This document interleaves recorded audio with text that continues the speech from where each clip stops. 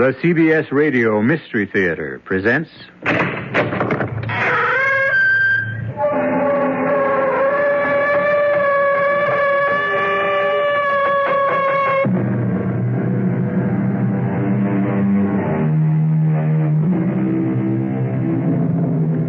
Come in. Welcome. I'm E.G. Marshall. Welcome to the world of terrifying imagination. To the world of enchantment, spells, bewitchery. These are all words from our childhood. Pleasant memories of nursery stories before bedtime. The dark side of magic we knew nothing of. And when we grew old enough to learn, dismissed as ignorance and superstition. But once again in our times, incantation, exorcism, and the haunting belief in demonic possession are alive and abroad. They are what this strange tale is about. I tell you, Doctor, it's the God's honest truth. They brought the young man in on the rolling stretcher to the emergency room, and he had this big sort of dent in his head. Oh, he didn't look like he was breathing at all. There was me, with me bucket and me pail, trying to clean up. Just me and the young man on the stretcher and the old wino repeater we called PJ they brought in earlier, snoring and dribbling. And that's when it happened. Came right out of old PJ's mouth and across the room and right up the young man's nose, like that. With a burny, cindery smell, like the old scissor grinder stone wheel used to make. Oh, a great black cloud with red eyes in the middle and a long forked tail. Oh, I'd take an oath of it on me mother's grave. It was the devil himself.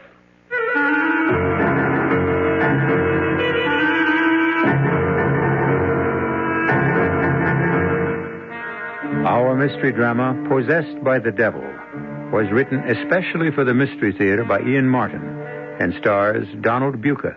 It is sponsored in part by Contac, the 12-hour cold capsule, and Anheuser-Busch Incorporated, brewers of Budweiser.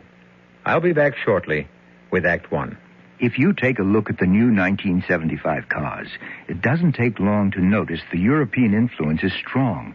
And to be sure, there are some new American cars that rival the Europeans, one being Buick's new Skylark SR.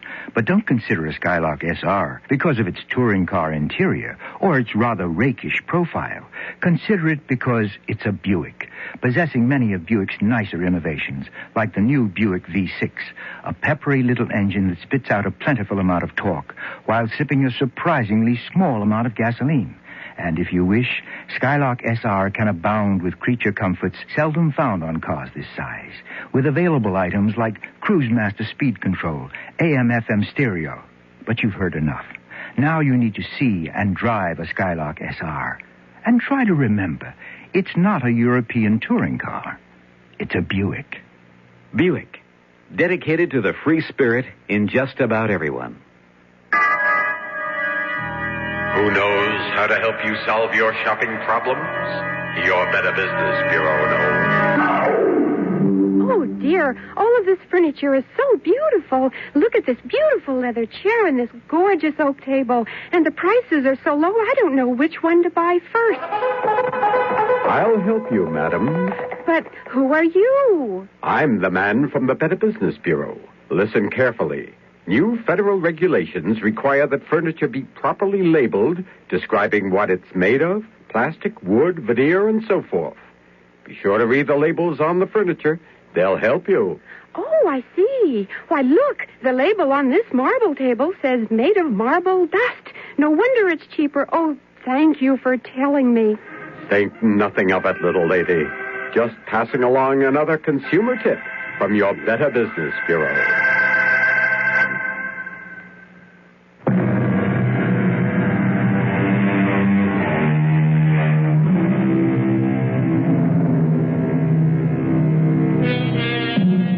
From the beginnings of history, it is there in some form. Possession. The incubus who ravishes maidens while asleep. The succubus who tempts man into seduction in his dreams. The Dybbuk, that lost soul who dies before his time and is compelled to wander in space till he can steal a body to live out his allotted years. Fact? Superstition? Hallucination? Here is such a modern legend.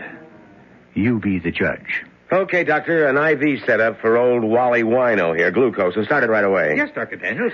He don't look like he's long for this world. He hasn't got a cell he hasn't drowned in alcohol. His liver is like a washboard. But I'm not sure I concur with your diagnosis, Mrs. Gideon. Still, I don't know this time. Uh-oh, another emergency. And this is supposed to be the quiet hour. Do you want me to get out for a while, Doctor? I'm near finished. No, go ahead with your cleaning. Just don't get run over by the stretcher. Put him over here, boys. Now, what have you brought me this time? Oh, you poor old souse. Dead to the world's the word for you, all right. You got me sympathy. With my arthritis, many's the time I've been tempted to have a go at the hard stuff myself. Oh, but thanks to sweet Mary, she's held me back. A little sacramental wine to ease me bones keeps me going. I had a few tonight, I can tell you. Oh, but there's always them breath sweeteners to take it away. I hope. Well, how's your patient, Mrs. Gideon? Oh, Doctor, I hope he's not a Catholic. The father might never make it in time. How's yours? Oh, mine's out of my league. What I need is a brain surgeon. Huh. Speak of the devil, Considine just walked past the door. Dr. Considine. Dr. Considine, sir, I've got an emergency here. Mother of heaven. And me here alone with two near corpses. I didn't see it. I couldn't have. Oh, but I did. I seen it. Oh, the good saints preserve me. Hey there, Mother. Well, where am I? Oh, in the Mercy Hospital. Oh, you shouldn't be getting up. Oh, ma'am, you're sure a different kind of nurse. Oh, I'm no nurse. I'm the cleaning woman. Oh. And you hadn't oughtn't to be sitting up, not with that clout on the head someone's after giving you. Huh? What clout on the head? Why, that great big dent as big as a soap plate they brought you in with. What are you talking about? I'm late for the operating room already. Dr. Considine, he has a depressed skull fracture. I don't even know if he's still alive. Good Lord, what are you doing on your feet? Dr. Considine, will you help me get him back on the... Hey, hold up. Wait a minute. Look, there's nothing wrong with me. Mister, an ambulance just brought you in here with a skull fracture. You were out cold in deep shock. But there's nothing wrong. There's nothing the matter with my head. Look. Holy mother. Excuse me, Mr. Mike. Michael Damon. Oh, well, I'm Dr. Considine, Chief of Neurological Surgery here at the hospital. Would you mind sitting down on this chair for a second and letting me check you out? Oh, sure, Doc. Look, I've got to admit I don't remember how I got here to the hospital, so maybe you ought to have a look at me. Mrs. Gideon, what's the matter with you? You look like you just saw a ghost. It wasn't no ghost, sir. Dr. Daniels, get over here. Yes, sir. Would you mind casting your eagle eye over the back of this young man's head and show me one scintilla of evidence of skull fracture or concussion? Doctor, all I know is Jake Bronstein brought him in on the wagon and he had a decompressed area you could have laid your hand in. That's right, sir. I saw it myself. Someone here has been drinking. Daniels, look. If this is your idea of a joke, No, never mind. We'll discuss this later. Mr. Damon? Yes, Doctor? For your own protection as well as the hospital's, may I suggest that we take some x-rays of your head? Oh, nurse. Yes? You can let Dr. Daniels take over on the IV with the old man. And wheel Mr. Damon straight to x-ray. I want a full set of head plates. Yes, Doctor. Now, Mr. Damon, there are a couple of questions I'd like to ask you. Excuse me, sir. Dad? Mike, are you all right, son? Oh, I feel fine, Dad, except for a headache. Oh, Dr. Considine, this is my father, Reverend Damon. Oh, how do you do? Nurse, can we get going? Yes, sir. Dad, what happened? How did I get here? Well, perhaps you can explain, Reverend, as we walk along. I want to get to X-ray.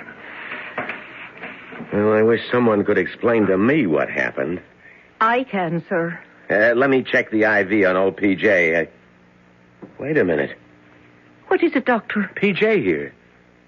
He's bought it this time. Oh, this is not my night. We might have pulled him through. Oh, there's going to be the devil to pay around here. Oh, you can say that again. It's the God's truth, Dr. Considine. Came right out of the old man's mouth and across the room and up the young man's nose like that, with a burning, cindery smell like the old scissor grinder's wheel used to make. A great black cloud with red eyes in the middle and a long forked tail. Oh, I'd taken off on me mother's grave towards the devil himself. Yes, Mrs. Gideon, I think you can leave the medical discussion to us, and I'm sure you have important work waiting. Oh, bless us. I left me pail and mop there. I hope nobody's been after stealing that mop. It had a brand new head on it. Well, at least I know now where the smell of alcohol came from. I can't blame you for that, Daniels. But I just can't accept it.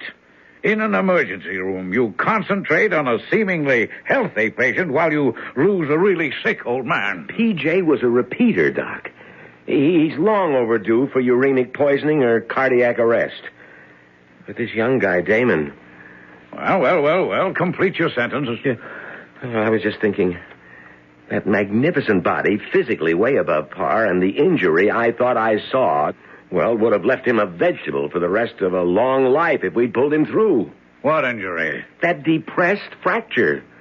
Most of the brain should have been injured beyond repair. You say what you thought you saw. Apparently you didn't see anything. You heard Mrs. Gideon back me up, Doctor. Come in. Oh, it's the wet plates, Doctor, from X-ray. Light up the viewing fields, Daniels, and let's have a good look.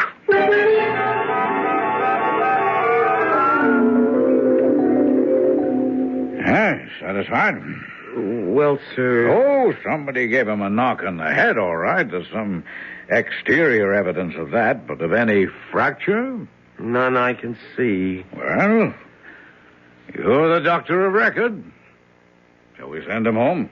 I see no reason not to. Okay. Now I'd better get up to OR.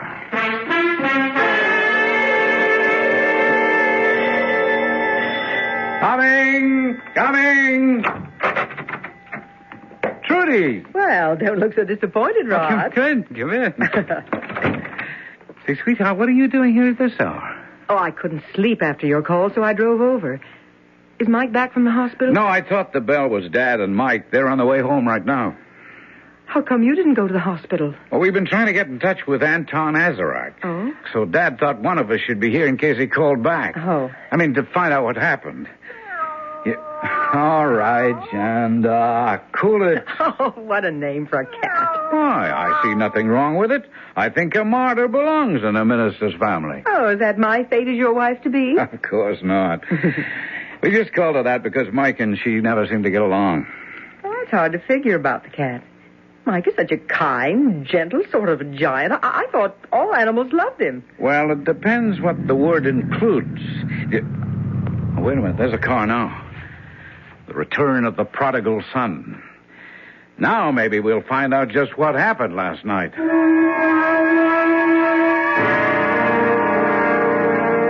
And that's honestly all I can tell any of you. You were making a fresh fire in the fireplace at 5:30 in the morning and straightened up too fast and knocked yourself cold on the underside of the mantelpiece? Well, what other explanation is there, Rod? Well, it is solid oak, and that big round ornamental sphere is a menace. I've regretted it every time I've bumped my own head on it. Yeah, but Dad, you never hit your head hard enough to knock yourself cold. Mike, why were you making a fire at that time in the morning? Well, I wasn't actually making one. I was replacing one. Professor Azarak was with me last night, coaching me for an exam I have coming up, and, well, he got cold. Oh, come on. It wasn't cold enough for a fire last night. Well, maybe when you went to bed, but we were up all night. And the professor's a pretty old man. What were you doing up at that hour in the morning, Dad? I really don't know. Something woke me, and I... Are you all right, Reverend Jays? Excuse me, Trudy, dear. Yes, I'm fine. I'm just recalling that moment this morning. How vivid it was. I was startled out of the depths of my sleep to wide awakeness. I had a vision of Mike surrounded by flames. It was so real, I even said a little prayer. Then I hopped out of bed, went to the window. It wasn't very dark anymore. And looking across, I could see that all the studio lights were on and the front door open. And I thought I'd better go and have a look. And when you got there, you found Mike on the floor unconscious? Yes. Lying on his face, white as a sheet, and deathly cold. Oh. Yeah, but what made you call the hospital? It's not like you to panic. Well, I realized that, but the back of his head looked as though he'd been felled by some superhuman mailed fist. It was all bent inward. I thought the hospital said Mike was all right. Oh, I am, Trudy. A clean bill of health. Nothing to worry about. My fault. It must have been an illusion, of course. Well, I think if the Inquisition is over, I'm going to make up on some sleep. Oh, that damn cat! I'd forgotten about her. Will you keep her in there away from me? What's the matter with her? Been a very strange night and morning, and I have a hauntingly uneasy feeling. You mean about Mike? About Mike. I hope the hospital was right to give him a clean bill of health. He doesn't seem himself at all. Not at all. Hello. Ezerick? Michael. What the hell happened last night? Okay, not on the phone. I'm going to rest now. But you be sure to be here tonight.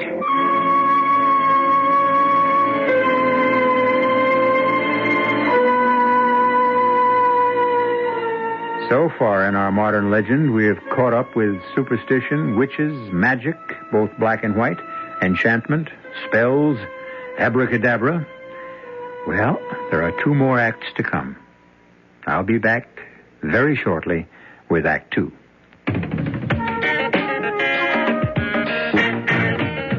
When you say Budweiser, when you say Bud, you've said a lot of things nobody else can say. When you say Bud, you've gone as far as you can go to get the very best. Yeah. When you say Bud, you tell the world you know what makes it all the way. When you say Bud, you say you care enough to only want the king of beer. There is no other one. There's only something left. Because the king of beer is leading all the rest. When you say Budweiser, you said it all. You've said it all. Anheuser-Busch, St. Louis. Who will cope with tomorrow for a brighter new day? There's one hope for tomorrow, the children of today. Who will live to inherit all we've done? Who will pay? Who will give love and share it? The children of today. We've got to save the children and save the world. Help them to grow to know that life is worth living. Save the children and teach the world to reach out with open arms and spread their love to others. Return to sanity. You can reach out to help a child. For information, write Save the Children, Box 120, Grand Central Station, New York.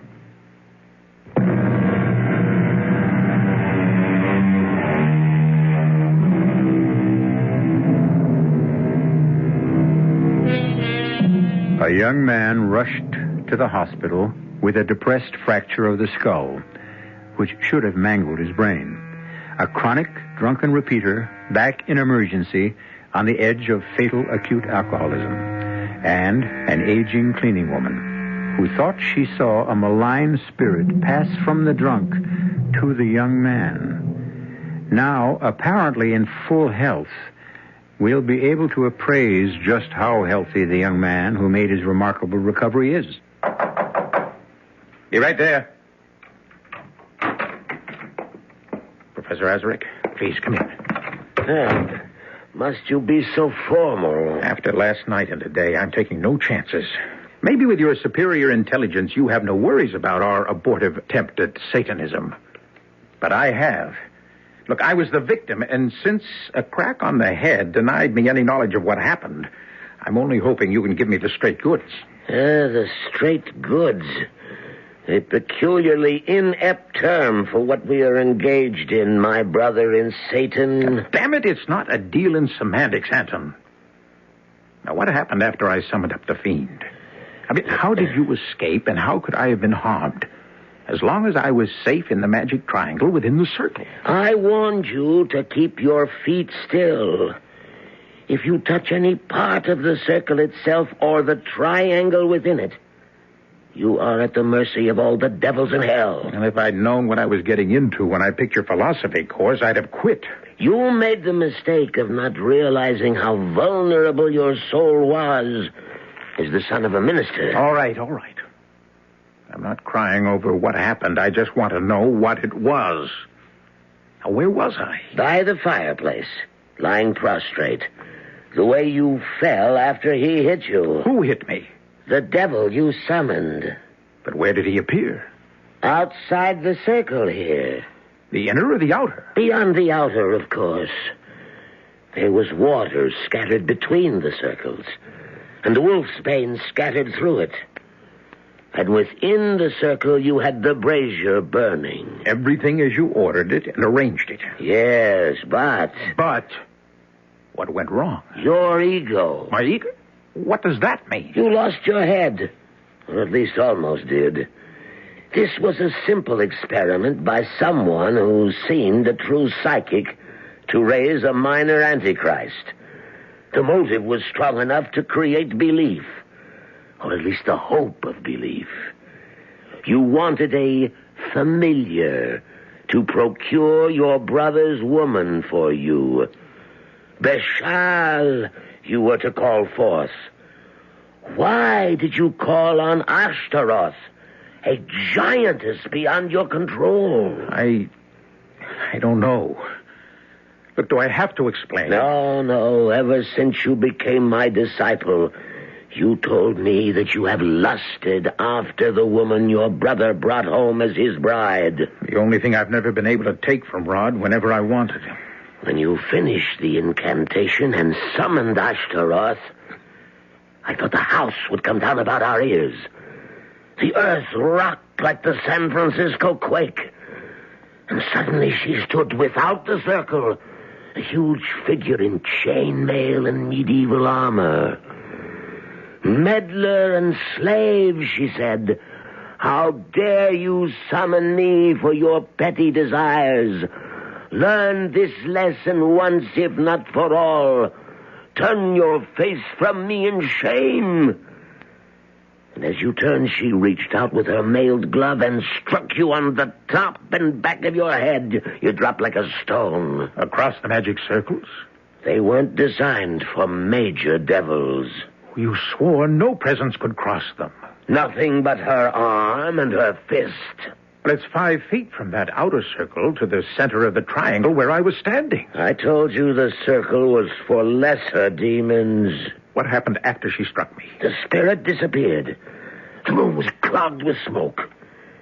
I opened the door to let it out and came back to you. You had fallen almost into the fireplace. I pulled the rug back, arranged the furniture as best I could, and fled. I thought you were dead. Oh, I'm alive. Yes, but it's not possible. When I left you just before sunrise, you were dead. What witchcraft can do, it can undo. Whoever and whatever I am, I'm alive. Make no mistake about that. Goodbye, Anton. I don't need you anymore.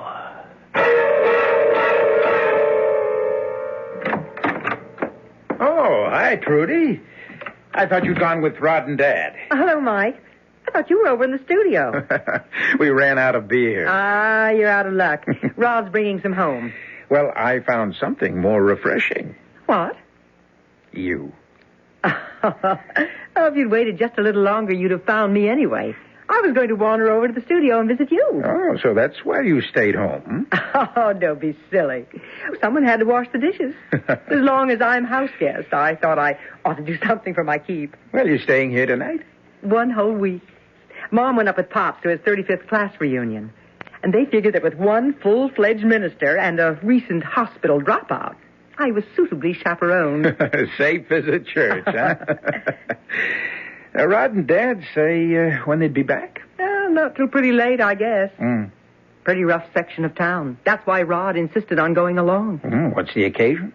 That's one of your father's oldest parishioners. I guess the old lady is dying. She asked for the minister. Well, her loss, my gain. What? Oh, nothing. It's just a stupid joke. You said you wanted to see the studio? Oh, yes. Would you mind? Mind? Look, I'm out of beer, but I've got some champagne that's begging to be what it is. Oh, what is it? A split. Just right for sharing. Shall we go?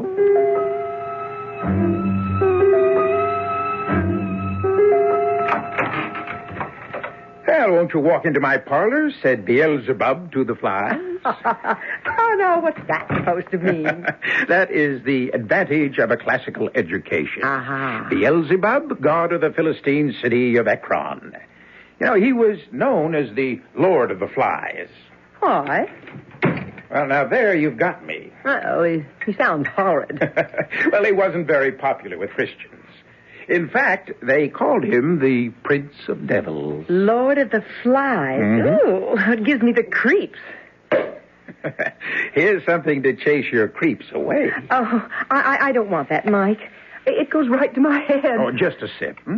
A good luck toast to sister and brother-in-law Hood, our getting to know you party. Well, far be it from me to be a party pooper. There's nothing more cozy and reassuring than a room full of books. What's this section here? Oh, that? That's the main reason I needed Dad's particular library, since my exam was in metaphysics. The Black Arts, The World of Witches, Essentials of Demonology, The Satanic Mass. Oh, it's a strange collection for a minister. Well, it's always good to know your enemy. You know, Dad's quite an authority on the devil and his work. And you? Are you thinking of becoming a minister, Mike? Me? No. Perish the thought. No, my philosophy is too easy for that. I long ago decided that if you can't fight 'em, join 'em. I mean, can't you see how evil I am? Tempting you with spirituous beverages, coaxing you here to my lair, and now, having anesthetized my prey, making ready to spring. I don't think you're being very funny, Mike.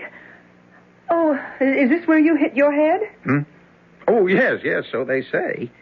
No, I wasn't being altogether funny. What do you mean? Trudy, have you any idea how jealous I am of my older brother? Of Rod? Why? A month ago, or whenever it was, they turned up with you. My first thought was, why couldn't I find something like that? That's very flattering, Mike. But you're a little young for the big step. Not so young as you think. Perhaps. I don't care what you and Rod have been to each other. It was me you wanted. Still want. Only you're afraid of breaking your word. This is a joke. It's no joke. Mike, let go of me. You wanted me from the moment you laid eyes on me, just as I have you. Oh, you've been reading too many naughty books. Don't laugh. There's nothing funny about this. No, not really. Offensive. You're afraid of me. Don't be silly. Afraid of yourself. Now that really is the last straw. Test it. Fasten your mouth to mine. Wind yourself about me. Try forbidden love, and it will never let you go. No, Mike, let me go. You're hurting me. Oh, that's Rod home with your father. If you won't let me go, I'll scream. What are you going to tell them? Nothing. Nothing. I wouldn't want them to know what a pig you are. I think that blow on the head must have done more damage than you think. Mike, you better see a psychiatrist. Hi, Rod. Dad. Well, we didn't expect you. Astaroth. By Lucifer. I'll have you yet. Cowering at my feet like a slave.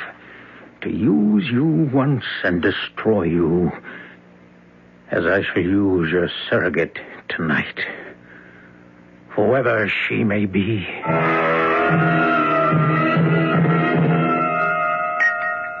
Oh, dear, oh, dear. How bestial. What, Reverend Damon? Just something that happened to a girl on the other side of town. Let me see. Raped? Oh, awful. Well, you got me going. You too, John? Well, since you can't read, I'll read it to you. The body of Elizabeth Migler, 21, was discovered in Marsden Park today by a passerby. Although it was later determined the girl had been raped, the strange features of the case are that she was not robbed, and as though by some ferocious animal, tooth marks showed that her throat had been literally ripped to pieces. Good Lord. Where is Marsden Park? Clear over the other side of town. When did it happen? Night before last. Morning, all. I hope breakfast is all ready. I'm famished. What's wrong with that cat? Oh, it's beginning to bug me. A lot of things are beginning to bug me. What'd you say, Holly? Nothing, Rod. I don't think I'll have any breakfast this morning. I don't feel like eating. No, Rod, please, don't come with me. I'd rather be alone. Lovers' quarrel? Look, will you just take out, brother mine? It's none of your business.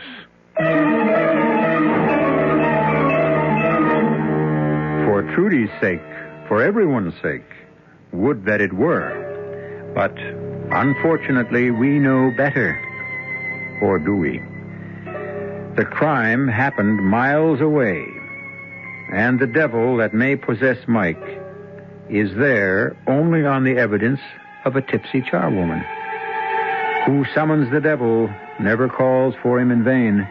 And once met, few are lucky to get rid of him again. I'll return shortly with Act 3. Give your hand to a friend. Give your heart to your love. But give your cold to contact. The sooner the better. The common cold is a rotten thing. You miss so much. Sneezing, drips, and congestion can drag you down. Then, ask yourself the contact question. 6 or 3 or 1? You'd need 6 cold tablets, 2 every 4 hours, or 3 ounces of Cold's liquid, 1 every 4 hours, or just 1 contact for up to 12 hours continuous relief of those symptoms. That's daytime, then nighttime relief. Both the others have things for aches and fever, and the liquid, something for coughs. Not found in Contact 600 Tiny Time pills. Give your cold to contact. 6 or 3 or 1. Take Contact. Only as directed.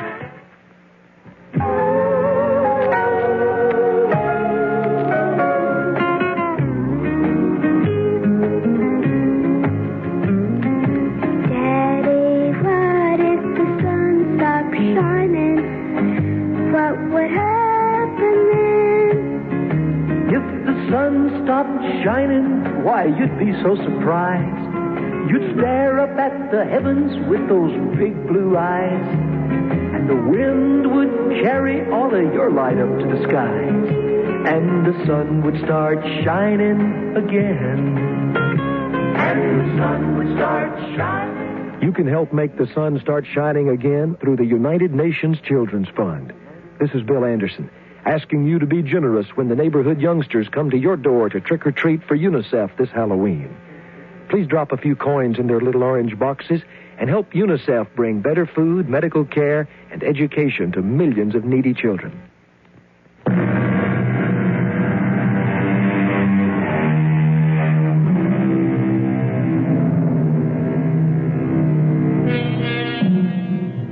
kitchen of the Damon house, Rod glares angrily at his brother, who shrugs it off and goes to the refrigerator for orange juice. A troubled Reverend Damon eyes both his sons as he closes and folds the tabloid in his hands as if it were just as unclean as it is. Rod, unchallenged by Mike, breaks the silence first. I better go on upstairs and check on Trudy. Well, she said she wanted to be alone. Look, will you stay out of this? Well, I'm not even in it. Just an objective comment. So keep it to yourself. Now, come on, Rod. I didn't mean to butt in. Catch me up. What's all the hostility about? No hostility. Just a reaction to a peculiarly unpleasant crime. I think I'll go up and apologize to Trudy for spoiling everyone's breakfast. That's a good idea, Dad. If I can leave you two alone. Well, I have no quarrel with anyone. Now, forget it, Dad. I just got upset over Trudy. I shouldn't have jumped on Mike. Well, then, let me see if I can make our future in-law a little happier in our house. What happened, Rod? Oh, it all started over this tabloid story about some poor kid who got raped and mangled in Marsden Park. Oh? Here, read all about it. Kind of gruesome, all right. But there's one of these every day. Yeah, but not in such gory detail. It really got to Trudy. You know, I've never seen her upset like that. I mean, so subjectively involved. Oh? What do you suppose triggered that? Oh, I don't know. I just sure wish I did. Maybe it's better to let sleeping dogs lie. Who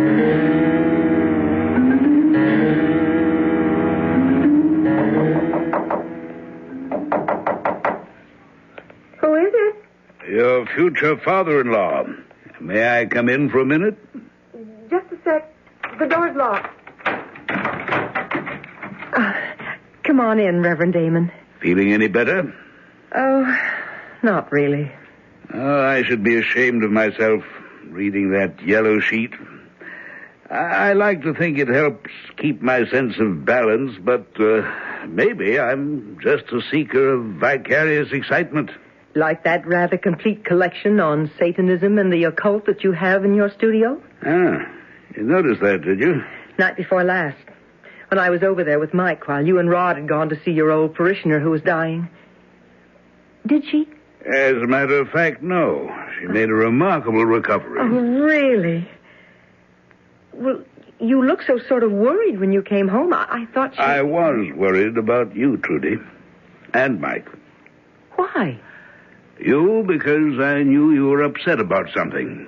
Well, you can't be a minister for over 40 years without learning to read something about people. And Mike? Mike is an enigma to me since I brought him back from the hospital. A rather terrifying thought to realize I've lost contact with my own son. I'd like to ask your help, Trudy, and I'll lay it right on the line. Why were you at the studio with him? And what happened there? You won't tell Rod? Not if you don't want me to. Then what I'd like more than anything is to tell someone, most of all you. For Mike's sake. Because I think he needs help. And you're the only one who could bring it to him.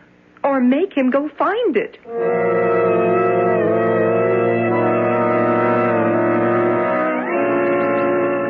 Well, Reverend Damon, this is a pleasure.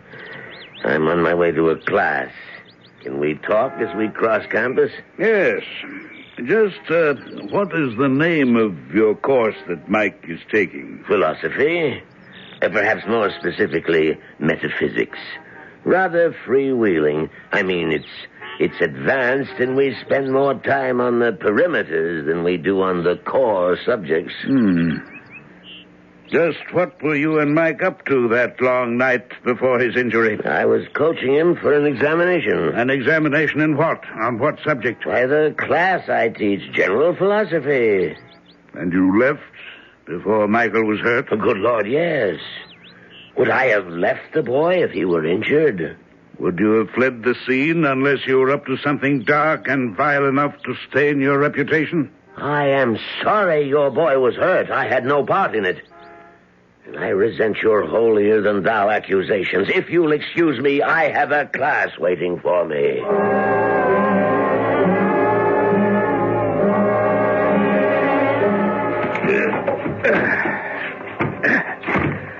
Now for the rug. There. That does it. Oh, my dear Lord. Just what I was afraid of. What are you afraid of, Dad? You, Mike. That you turned away from God to seek the devil. Why, Mike? Why? Who knows? Now, what shall I tell you, That life's a drag. It has no purpose, no goals, no triumphs that aren't tarnished. That there's no good in man. Nothing but pettiness and meanness and me first and the devil take the hindmost. That's not what I brought you up to believe. No one blames you, Dad. That Trudy was the last straw. That Rod could find the woman he wanted, and she could turn out to be the one that I need. So I chose his worship. And here we built my altar. Don't desecrate that name. The altar belongs to God. This altar belongs to Satan. See the circle traced in vermilion paint? Exactly 9 feet wide, an 8-foot charcoal one within. Light the votive candles, burn the incense, let the mass begin. Mike, what are you doing? I won't tolerate this sacrilege. You can no more move than the woman I desire can resist my power. I am the way. I am the darkness. I am the truth. Lord of the universe, whom the winds fear. I am he whose mouth ever flameth. You answer me. Thee I invoke, the boneless one that did create the darkness and the light. Thee I command to serve me and send me the woman I desire. Trudy, don't come in here. But the rain. What's going on here? Rod, it's your brother. He's gone mad. Spawn of the outer world, stay back, stay back. Or I will smite thee dead where thou standest. Leave except the woman who is mine. Dad, what's going on? Look out. He's going for Trudy. Now, look, Nature. Oh, he hasn't died. Would you murder your own brother? Okay, that's enough fooling around. Don't you know I could always take you? Oh, Rod, I hope you haven't hurt him too much. Oh, don't worry, baby. He always had a glass jaw. He had something more perishable than that. Call the hospital. And better tell them to bring a straitjacket.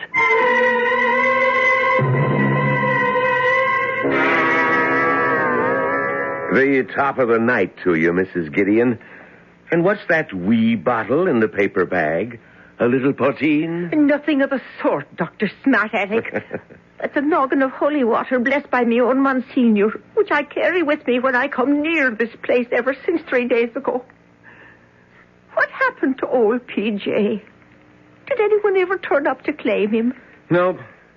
Oh, by the way, while we're on the gossip column, guess who's back in the hospital? Oh, not the other one. Mm-hmm, the same. Lying in the emergency room under a deep sedation in a straitjacket. Oh, what did they bring him back here for? That's what Dr. Considine and his father, the Reverend Damon, are discussing now in the prep room. Well, if you're going to swab out the emergency, you'd better get at it fast. Well, I'll tell you something, Doctor. If I'm to be there and alone with that devil, you'll never see emergency this clean again. For I'm adding the Monsignor's holy water to me pail right now, just in case. Of course, we'll run every neurological test in the book on him under the circumstances, Reverend Damon. I'm not sure it will do any good. I'm afraid the trouble is psychiatric. Well, it has to be one or the other, unless we're to accept Mrs. Gideon's diagnosis of possession. Mrs. Gideon? Oh, I remember now. She was one of the people, like the intern, who remembered that they thought they saw considerable skull compression. Which never existed, believe me. Just an illusion like Mrs. Gideon's. What was Mrs. Gideon's illusion? Well, I'm afraid she'd had a drink or two, and she had some wild story about a black devil streaming out of an old dipsomaniac who was also in the emergency room and being sucked up through your son's nostrils. I'm really even embarrassed to mention such nonsense. Come in. Excuse me, Dr. Considine, but the patient is coming too. Mr. Damon? Yes, sir. He's still in the straitjacket. I think, Reverend, if you don't mind, until we see what state he's in. I don't mind. You might as well both know that the police are by now well aware that my son was responsible for the violent death of a young woman the night before last while under the possession of whatever devils or devil owns him. Shall we go? By Nergal and Tammuz and Belphegor, no one can hem me in. I am Belial, Lord of the Flies, and your bonds cannot hold me. Good Lord, he's out of the straitjacket. I'll get help. What's going on here, Mrs. Gideon? Oh, the Lord preserve us. It's the devil incarnate. Oh, stay away from him, Doctor. He'll burn you to a crisp with his fiery breath. All of you, stay away from him. Leave him to me. Michael, my son. Call me not by that filthy angel's name. Stay away, old man, for I carry death in my hand as a sword. Michael! I warned you. Oh, you minister man of the cloth. Get back! Get back! What happened? Oh, sure it was the Monsignor's holy water. It's as strong as life. Michael, no. All right, boys. All right, Daniels, you're too late. What? Excuse me, Reverend. Let me see. Daniels, come here. Yes, sir? Was that the depression you were talking about when this man was first brought in? Yes, sir. That's what I thought I saw. Well, at least it's what we all see now. But how? I haven't any answers. I only know... I'm sorry, Reverend Damon, but your son is dead. He hasn't been my son since his first visit here. The mercy of God is that whatever possessed him died with him, thanks to this lady here. Oh, if I hadn't had the holy water, the Lord does move in mysterious ways. Don't he, Reverend Sir?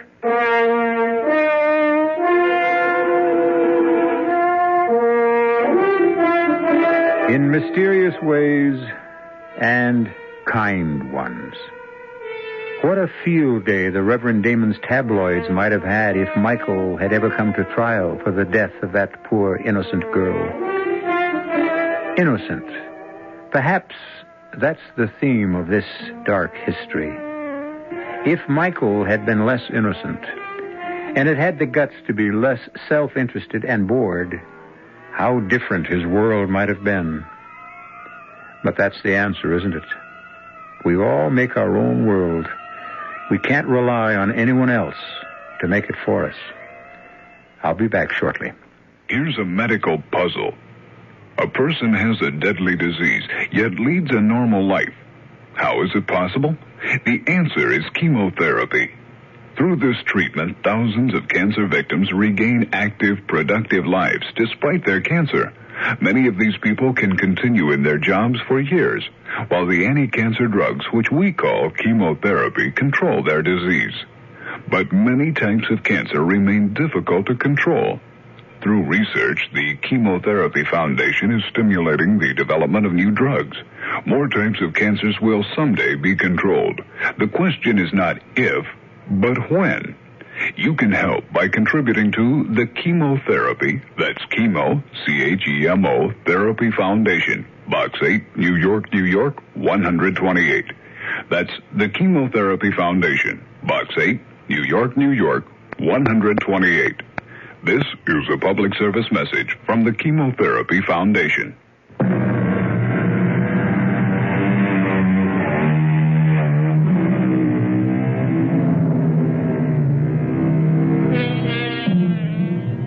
suppose I should resist the impulse, but I have to admit I can't.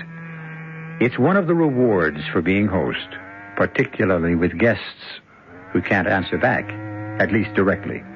So just for once, a homily. Reach out and find life. Take it and make the most of it. For if nothing else, our story proves to the hilt the oldest of adages. If you don't, the devil finds work for idle hands to do. Our cast included Donald Buca, Joan Shea, Ian Martin, Guy Sorrell, and Leon Janney. The entire production was under the direction of Hyman Brown. Now, a preview of our next tale. No trouble, though. He went numb pretty fast. I thought he would. He wanted me to give you a message, but then he couldn't remember what it was. And he thinks you're some kind of a warden. Poor man. You know, Mr. Z, I didn't much like it inside that room. You knew you were coming out. Who ever dreamed up the black room anyway? I've no idea. Somebody must have. There's always been a black room, far as I know. Hell of a place. Yes. How long will he last, do you think? Matter of days. Weeks, possibly. Then what? He'll go mad. Or die. Wonder what he's doing now. Oh, counting by twos, then by threes, then by fours. Anything to keep from thinking. That's what they all do. Radio Mystery Theater was sponsored in part by Buick Motor Division. This is E.G. Marshall inviting you to return to our Mystery Theater for another adventure in the macabre. Until next time, pleasant dreams.